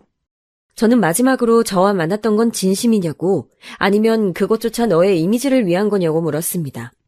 쉽게 대답하지 못하더니 겨우 하는 말이 제가 회사 내에서 평판이 좋기에 더 만나고 싶었던 건 사실이래요. 기가 막힌다 진짜. 나도 솔직하게 말하는 거야. 네가 그걸 원하는 것 같아서. 난 네가 되게 괜찮게 사는 줄 알았지. 씀씀이도 크고 하고 싶은 거 다 하면서 즐기며 사는 것 같기에 집도 잘 사는 줄 알았다고요. 하지만 부모님이 조건을 많이 보는 건 사실이라 우리가 결혼까지 못 간 거라고 덧붙이면서요. 왜 그 드라마를 보다 보면 가끔씩 상대방한테 물을 던지는 장면이 있잖아요. 아무리 허구라고 해도 어떻게 공공장소에서 저러냐면서 현실성 없다고 생각했는데 이제 보니 그 정도면 약과였어요. 전 물컵을 아예 얼굴에 세게 던지고 싶은 걸 꾹 참았습니다. 그리고선 알겠다 하고 이제 날 좀 내버려두라고 말한 채 자리에서 일어섰어요. 그랬더니 남자친구가 마지막은 아름답게 이별하자면서 악수하자고 손을 내밀더라고요. 드디어 아예 미친 건가 싶고 이렇게 악수를 하기엔 저도 미친 사람이 될까봐 마치 뺨을 때리듯 그 손을 세게 내려쳤어요. 정신 차리라는 의미로요. 퍽 소리가 카페에 울렸고 그 안에 모든 사람들이 우리를 쳐다봤습니다. 뭐 때릴만 했으니 때렸고 소리 날만 했으니 난 거라 전 별 상관 안 했습니다. 남자친구 얼굴만 붉게 달아올랐을 뿐이고요. 그렇게 쓸데없이 체면을 중시하니 나이 먹고도 양치기 소년으로 살지 싶더라고요. 자리로 돌아오면서 곰곰이 생각을 해봤는데 아무래도 이대로 넘어가기엔 억울했어요. 남자친구가 꾸며낸 그 사소한 일들 때문에 그동안 저와 우리 가족은 듣지 않아도 될 모욕과 상실감을 느낀 거잖아요. 어떻게 해야 그 사람한테 큰 한 방을 먹일 수 있을까? 어떻게 해야 그 가족들한테 내가 느낀 것만큼 수치심을 줄 수 있을까? 몇 날 며칠 동안 고민했습니다. 그렇게 생각해낸 게 제가 할 수 있는 최선의 방법 한 가지였어요. 소문을 그렇게 좋아하는 사람이라면 나도 똑같이 소문을 내줘야겠다 싶더라고요. 그래서 바로 양치기 소녀가 되어 몇 가지 계획을 짜기 시작했습니다. 유치하긴 해도 그 사람한테 가장 잘 먹힐 방법으로요. 우선 입이 가벼운 옆자리 직원에게 고민이 있다면서 만나자고 했습니다. 뭔 일인지 몰라도 역시나 흔쾌히 승낙했어요. 둘이 만난 술자리에서 전 그동안 회사에서 힘들었던 점을 허심탄회하게 이야기했어요. 그만둘까 고민 중이라고 하니 그럼 뭘 하면 먹고 살 거냐고 묻더라고요. 옳다구나 싶어서 저는 굉장히 비밀스럽게 말했죠. 옛날에 할아버지가 회사를 다니셨을 때 사두었던 자사 주식이 엄청나게 급등해서 노년까지 쓰고도 남을 유산을 물려주셨다고요. 동료는 처음엔 믿지 않았지만 제가 아빠와 주고받은 문자를 직접 두 눈으로 확인하니 금방 믿더라고요. 집에 있던 동생이 도와준 탓에 손쉽게 문자라는 증거를 만들 수 있었으니 다행이죠. 동료는 어쩐지 제가 너무 자유로워 보였다며 아쉬울 거 없는 사람처럼 회사를 다니길래 이상하다 생각한 적이 있다고 하네요. 저는 이 사실을 비밀로 해달라고 덧붙이고선 언제든 그만둘 준비가 되어 있지만 이렇게 불명예스럽게 그만두면 할아버지 뵐 면목이 없을 것 같다며 슬픈 연기를 했어요. 그랬더니 동료도 제 일처럼 같이 슬퍼해줬네요. 평소엔 무슨 일이 있어도 한 발짝 떨어져서 참견하던 사람인데 제가 돈 있는 집의 자식이라 하니 감정이입이 더 잘 되나 보더라고요. 며칠 뒤 저는 차근차근히 나머지 계획을 이행해 나갔어요. 회사 사람들이 쓰는 인터넷 커뮤니티에도 익명으로 글을 올렸거든요. 바로 유추할 만한 내용은 빼고서 우리 회사에 알짜배기 자산가가 있는데 아무도 모르는 것 같다고 썼죠. 다음날 옆자리 동료가 글을 확인하고 나서 사람들한테 이야기하고 다녔는지 몇 사람이 그 글 주인공인지 묻더라고요. 정말 맞아? 사실대로 말해줘요, 미경씨. 아니에요. 그럴 리가요. 아, 왜 이런 소문이 나는지 모르겠네요. 전 곤란하다는 표정으로 아니라고 둘러대고선 그 동료에게 가서 비밀이라고 했는데 왜 주변에 말했냐며 아주 살짝 타박했네요. 이로써 확실해졌으니 회사 사람들 전부가 알기까진 얼마 걸리지 않을 테죠. 그게 거짓이든 진실이든 상관없었어요. 어차피 개인사 분명한 사람들이니 한동안만 화제되다가 사그라질 거고 누군가 자세히 묻는다면 그건 그냥 소문이었을 뿐이라고 둘러대면 되니까요. 그 다음엔 조금 더 수월했어요. 오며 가며 몇 번 마주쳤던 별로 친하지 않은 인사부 사람과 우리 팀 몇 명이 점심을 먹고 있기에 같이 먹자면서 먼저 다가갔습니다. 이런저런 사소한 근황을 이야기하다가 인사부에 계신 분이 제게 조심스러운 말투로 준호 씨와 왜 헤어졌냐고 묻더라고요. 집안 수준이 안 맞아서 헤어졌다고 들었는데 또 다른 소문을 들어보니 왠지 거짓말인 것 같다면서요.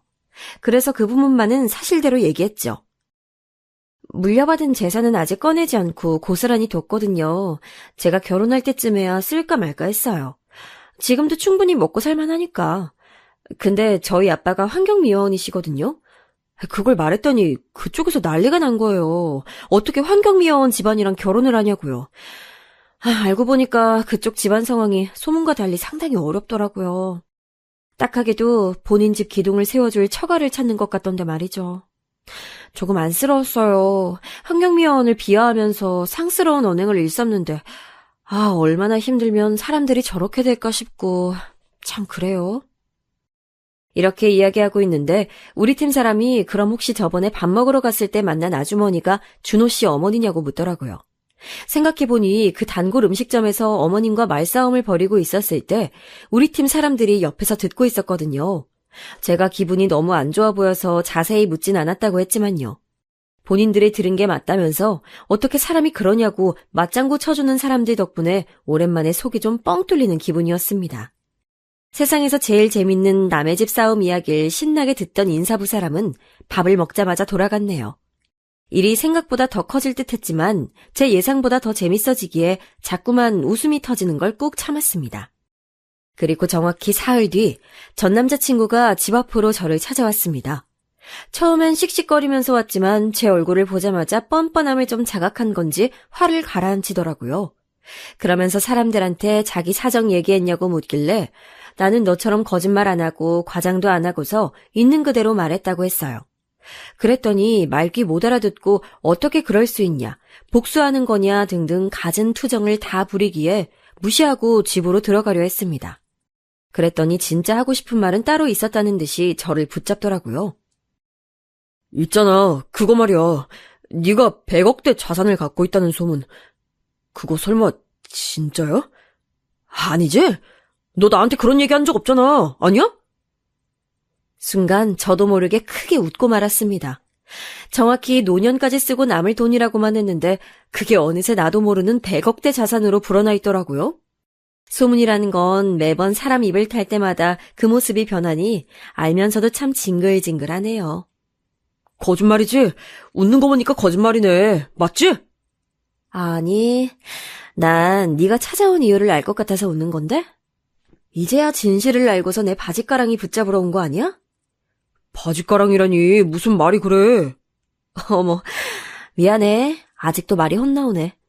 그래도 이렇게 얼굴 보니까 좋다. 사실 조금 흔들리는 것 같기도 해. 가끔은 네 부모님을 함께 만났던 그 시간으로 돌아가서 관계를 잘 풀었으면 어땠을까 생각도 했거든? 그럼 우리가 이렇게까지 되진 않았겠지 싶고. 너도 이렇게 찾아온 걸 보면 내가 밉지만 조금은 그리워했다고 생각해도 되나? 나도 내 마음 잘 모르겠다. 어쨌든 조심히 가. 안절부절 못하는 전 남자친구를 두고서 보란듯 콧노래를 부르며 집 안으로 들어왔습니다. 일부러 마음이 남은 척해서 헛된 희망을 주고서 매달리면 그때 다시 한번 걷어차고 싶었거든요. 마지막에 전 남자친구의 넉나간 얼굴을 보니 어느 정도 효과가 있었던 것 같아요. 그렇게 그간 있었던 일들을 가족들에게 신나게 얘기했더니 나이 먹고 그게 무슨 유치한 짓이냐며 잔소리하시네요. 그렇지만 이내 다 같이 웃음을 터뜨리고 말았어요. 죄 지은 것도 아닌데 뭐 진지할 거 있나요. 특히 동생이 엄청 통쾌해하기에 그게 참 웃겼네요. 그러니 부모님도 내심 조금은 후련하지 않을까 싶었죠. 그런데 전 남자친구 쪽은 제 생각보다 이 거짓말에 대해 꽤나 진지했나 봐요. 그로부터 며칠 후 갑자기 연락해서는 같이 살던 집에 두고 간 게 있다면서 짐 챙기러 오라고 하더라고요. 생각해보니 옷 몇 가지를 두고 온 게 맞는 것 같아서 동생을 데리고 함께 갔습니다. 그런데 집 들어가자마자 깜짝 놀랐네요. 제가 혼자 오는 줄 알았는지 전 남자친구와 아버지, 어머니가 다 같이 계시더라고요. 얼떨결에 다시 한번 상견례를 하는 기분이었어요. 전 남자친구는 다시 만나고 싶다는 제 거짓말을 진짜로 믿었던 거예요. 가자마자 전 남자친구는 웃으며 제게 꽃다발을 안겨줬어요. 왔니? 미경아, 여기 네가 좋아하는 꽃 사왔어. 그 자리에서 꺾어버리려다 우선은 참았습니다. 그리고 그렇게 어색하게 마주 앉았는데 그쪽 아버지가 처음 듣는 사근사근한 목소리로 그동안 잘 지냈냐고 묻더라고요. 아니, 뭐 잘해준 것도 하나 없으면서 왜 그렇게 잘 지냈냐고 물어들대는 건지, 왜 저를 불러낸 건지 살짝 예상은 갔지만 저도 모른 척 대화를 주고받았어요. 그러다 할 얘기가 떨어질 때쯤 그제야 너무나 속이 뻔히 보이는 말을 하더라고요. 역시 그 집은 염치를 모르는 무지한 집안이 맞았어요. 우리가 그때 이 결혼에 대해 조금 더 생각해보자고 했던 거 기억나지? 전에 듣기론 두 사람 다 고민도 많이 했고 얘기도 나눌 만큼 나눈 것 같은데 시간도 꽤 지났고 이제 미룰 것도 없지. 늦춰진 만큼 결혼 준비를 앞당겨 다시 했으면 하는데 네 생각은 어떠니, 아가? 우선 깊게 얘기하기 전에 먼저 사과해주세요. 저희 아빠 직업 폄하하고 집안 욕하셨던 거요. 사과 없이는 전 한마디도 할 수 없어요. 그래, 뭐 그때는 본의 아니게 미안했다. 하지만 다시 말하는데 분명 오해였어. 그런 의도로 얘기했던 게 아닌데 네가 너무 예민하게 들었잖니. 그래서 그래. 그쪽 부모님은 여전히 제 탓을 하더군요. 제가 너무 예민하게 들었다면서 말입니다. 분명히 무시, 비하 발언까지 해놓고서 말이죠. 그래놓고 제가 그대로 넘어가 줄 거라 생각했다면 오산인데요. 전 일단 알겠다며 생각해보겠다고 돌아가 달라 했습니다. 전 남자친구에게도 그렇게 똑같이 전달했고요. 생각? 나한테도 생각할 시간이 필요하지 않겠어? 어쨌든 우리가 그 역경과 고난을 다 딛고 이렇게 만나는 건데 생각해보고 말해줄게. 전 남자친구가 애타하는 얼굴이 눈에 띄게 보였지만 전 일단 다 꼴 보기 싫어 돌려보냈어요. 그리고 진짜 복수를 할 시점은 일주일 후 생각이 끝났다며 만나자고 한 때로 잡았습니다. 그쪽에선 어떻게 생각할지 모르지만 철저히 거짓으로 준비된 쇼에 불과했죠. 전 이날을 위해 단단히 마음의 준비를 했고 당일이 되자 예약해둔 한정식 집으로 향했습니다. 근데 혼자 나가려 했건만 동생이 아무래도 불안하다며 자기도 함께 나가겠다고 하더라고요. 그래서 동생과 함께 참석하게 됐죠. 미경아 왔어? 우리 일찍 와서 기다리고 있었어. 절 보자마자 전 남자친구는 어찌나 설레하던지 안쓰러울 정도로 제게 애정을 구걸하더라고요. 계속 제 생각이 났다는 둥, 회사에서 한 행동은 미안하다는 둥, 그쪽 부모님 역시 마찬가지였습니다. 하지만 저는 그저 그 자리를 유유히 즐기는 태도로 그들의 말을 한 귀로 듣고 한 귀로 흘리며 조용히 식사를 이어갔어요. 떠들어대는 건 그쪽이었습니다. 너희들 신혼집은 어디로 잡을 거냐는 말부터 시작해서 이왕이면 강남이 좋겠다는 말과 더불어 결혼 준비 위주의 대화를 이어나가더라고요. 전 별말 안 하고 그저 부모님과 상의해보겠단 말만 덧붙일 뿐이었는데요. 전 이 상황이 참 우스웠습니다. 그런데도 그쪽 부모님은 도대체 무슨 염치인지 마지막 하이라이트는 그쪽 어머니가 하신 말씀이었어요. 옛날부터 생각해온 사업이 있었다며 가족 경영이다 뭐다 해서 같이 회사를 꾸려나갈 꿈을 꾸고 있다고 하더라고요. 도대체 그런 말씀들은 왜 하시는 걸까요? 이유야 뻔했습니다. 전 그 속셈이 너무 빤히 보여 역겨울 정도였고요. 거기다 전 남자친구는 이제 완전히 제가 넘어왔다고 생각이 됐는지 은근히 제 손까지 자정스레 잡아가며 100억대 자산가 집의 딸인데 못 도와줄 게 뭐 있냔 식으로 말하더라고요. 아, 현기증이 이렇습니다. 그때 이젠 제가 슬슬 나서야겠다는 생각이 들더라고요. 아, 그런데요. 이 자리는 상견례가 아닌데요. 그게 무슨 말이니, 아가? 저 상견례에 상자도 꺼낸 적이 없어요. 이 자린 제대로 사과받기 위해 만든 자리죠. 저희 부모님 욕보이게 한 그 말씀이요. 근데 왜 자꾸 결혼 얘기를 하시는지 모르겠네요. 뭐라고? 아니, 우리가 뭘 했다고 사고까지나 해. 얘, 저번에 말했잖니. 네가 예민하게 받아들인 거라고. 아, 그런가요? 그럼 이것부터 정리해볼게요. 앞서 말하신 단계가 좀 이상한데요? 분명 저와 준호 씨는 파혼하고 헤어졌는데 다시 연애하는 것도 아니고 다시 결혼을 하라고요? 이번에도 준호 씨한테 또 말을 이상하게 전달받으신 거 아니에요? 전 준호 씨와 결혼 같은 거 할 생각이 추호도 없는데요. 제가 미쳤다고 나이 먹고도 거짓말 치는 인간이랑 결혼을 생각할까 봐요? 뭐야? 저기 미경아, 왜 그렇게 얘기해? 분명 너도 생각해보겠다고 했고 나한테. 아, 그게 혹시 내가 결혼을 한다는 의미로 받아들여진 거야? 미안하지만 난 그럴 생각이 없는데. 그랬더니 그쪽 부모님이 적잖이 당황한 듯 말을 흐리시더라고요. 얼굴이 순식간에 붉어져 무슨 말도 못하고 허둥지둥 거리는데 보기 좋았습니다. 전 남자친구도 크게 당황하며 저를 말리는데 아마도 본인 부모님한텐 분명 제가 자신을 미치도록 좋아하고 헤어질 수 없다며 호언장담이라도 해놓은 것 같았습니다. 그러니 저렇게 저쪽에서 당당히 강남 아파트니 사업이니 하는 말들을 늘어놓을 수 있었을 테니까요. 전 그 부분이 참 어이가 없었습니다. 어쩌면 사람이 이토록 한결같을 수 있을까요? 뭐야, 너 정말로 또 지어낸 거야? 그 버릇 언제 고칠래? 이번엔 또 뭐라고 말씀드렸는데? 제발 그만 좀 하자. 그놈의 돈 보고 이러는 거 뻔히 아는데 그래도 최소한 사람답게 살아야지. 한 집안이 다 나이값 못하고 살면 어떡해? 미경아. 아가, 너 말하는 두가 어른한테 그게 뭐니? 아직도 우리한테 오해가 있는 것 같은데 흥분하지 말고 일단 앉아서 얘기하자. 그리고 아무리 화가 나도 어른한텐 그래선 안 되는 거야. 이 와중에도 훈계를 하고 싶으시다니. 전 똑바로 두 눈을 마주뜨고 바라보다 도저히 안 될 것 같아 그냥 일어서 버렸습니다. 근데 갑자기 그쪽 어머니와 전 남자친구가 절 억지로 붙잡고 앉히려 하더라고요. 순간 당황스러운 나머지 몸이 휘청였습니다. 그런데 그때까지 꾹 눌러 참고 있었던 것 같은 동생이 갑자기 미친 듯 달려들더니 그 가족에게서 저를 떼어주더라고요. 동생이 그렇게 목청이 좋은 건 처음 봤어요. 이거 놔! 우리 언니 놓으라고! 어딜 그 더러운 손을 대! 인간도 아닌 것들이! 처음 보는 동생의 모습에 당황했지만 얘도 그동안 옆에서 제가 당해온 험한 꼴 보면서 얼마나 답답했을까 싶어서 그냥 큰 소리치게 내버려뒀죠. 그리고 전 이 자리에 동생을 데리고 나오길 잘했단 생각을 하며 마지막으로 제 딴에 마무리를 했습니다. 더는 보지 않길 바라면서요. 아버지, 어머니, 만나서 반가웠습니다만 저 이만 가볼게요. 이제 와서 저를 붙잡으시려는 것 같은데 이미 많이 늦어서요. 쓸데없이 후회하진 않았으면 좋겠네요. 그리고 아들이 30 넘도록 거짓말하는 버릇은 꼭 매를 들어서라도 고치셔야겠어요. 저희 아빠가 말하길 사람이 버린 쓰레기는 치울 수 있어도 쓰레기 사람은 치우기 힘들다고 했거든요. 이렇게 마주보는 것조차 너무나 비위가 상해서 말이에요. 그리고 마지막으로 저 아가 아니거든요. 그럼 가볼게요. 그런데 참 사람이 이렇게 말했다면 정말 끝이라는 걸 알아야 하잖아요. 그댁 부모님들 제가 얕봤더라고요.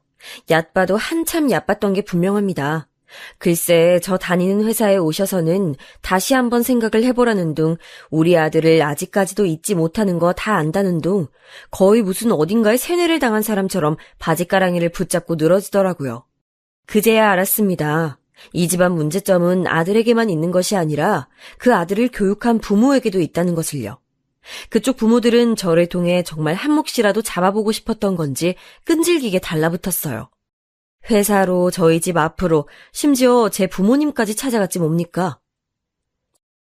아이고, 사돈 잘 지내셨어요? 제가 그동안 연락이 너무 없었죠. 다름 아니라 우리 애들 둘이 서로 오해가 있어서 아직 못 합치고 있는데 이럴 때 우리 어른들이 나서면 어떨까 싶어서요. 아빤 그때 정말 크게 당황하셔서 한참이나 그쪽 어머니를 멀거니 바라보셨다고 해요. 그리고선 안 되겠다 싶으셨는지 길에서 크게 버럭 소리를 지르셨다고 합니다. 다신 내 딸 귀찮게 하지 말라고, 당신들 속셈 빤히 보이니 더 이상 그 더럽고 추한 욕망 드러내지 말라고요. 아빤 그렇게 해야 이 사람들이 거머리 같은 행동을 그만둘 것 같았다고 합니다. 아빠가 길거리에 있는 사람들이 다 볼 만큼 크게 떠렁떠렁 소리를 질러대니 그제야 그쪽 어머닌 부끄러움을 알고 쏜살같이 도망쳤다고 하더라고요. 그 후론 저희 앞에 나타나지 않았고요. 아무쪼록 마무리는 저희 아빠가 깔끔하게 해주셨어요. 그리고 허둥지둥 도망가는 그쪽 어머니의 모습을 끝으로 그렇게 그 가족과는 완전히 이별할 수 있게 됐습니다. 모든 연락을 차단하고 제 인생에서 아예 지워버리기 위해 갖은 애를 다 썼어요. 그래도 조금은 복수했다는 마음에 통쾌했지만 한편으로는 씁쓸함이 크더라고요. 이렇게까지 했어야만 하는 제 자신이 안쓰러워서요. 하지만 움직이지 않았다면 그대로 실망하는 일이 있었겠죠. 그 뒤로는 별일 없었습니다. 어쩌다 보니 제가 먼저 회사를 그만뒀는데 얼마 안 돼서 그 사람도 그만뒀다고 하더라고요. 본인은 이 직장에 평생 뼈를 묻을 거라고 얘기해 왔었는데 무슨 연유로 그만둔 건지 정확히는 모르지만 아마도 회사 사람들 눈이 따가워서 그랬던 거겠죠. 그 후로 어떻게 됐는지는 알고 싶지도 않아서 굳이 찾아보진 않았네요. 아마도 새로 직장을 구하더라도 그 나쁜 버릇을 고치지 않으면 또다시 힘들어질 텐데 말이죠. 전 남자친구도 그의 가족분들도 예전보다는 조금 더 사람답게 인간성을 지키며 살아가고 있길 바랄 뿐이에요. 제가 일을 그만둔 건 거짓말 때문이거나 다른 껄끄러운 이유는 아니에요. 예상치 못하게 아주 거한 액땜을 하면서 지쳤던 시간들을 스스로 보상해주기 위해서 조금 쉬고 싶었거든요. 아무리 불같은 저여도 이번 일은 참 지난하고 고생스러운 시간들이었거든요. 저에게도 소중한 직장이었던 터라 그만둘 때 눈물이 찔끔 나긴 했지만 분명 저에게 더 알맞은 일이 따로 있지 않을까 싶어요. 당분간은 아무 생각 없이 특히 연애와 결혼 생각은 일절 금지한 채 나를 위해서만 즐기고 누리고 빚진 이들에게 은혜를 갚으면서 올 한 해도 보람차게 보내려고 합니다. 여기까지 저의 다사다난한 사연이었습니다. 혹시 끝까지 읽느라 피곤하셨나요? 그렇다면 이것보다 더 재밌는 일이 여러분의 오늘 남은 하루 중에 생길 거라 살짝 예언해봅니다. 봐주셔서 감사합니다.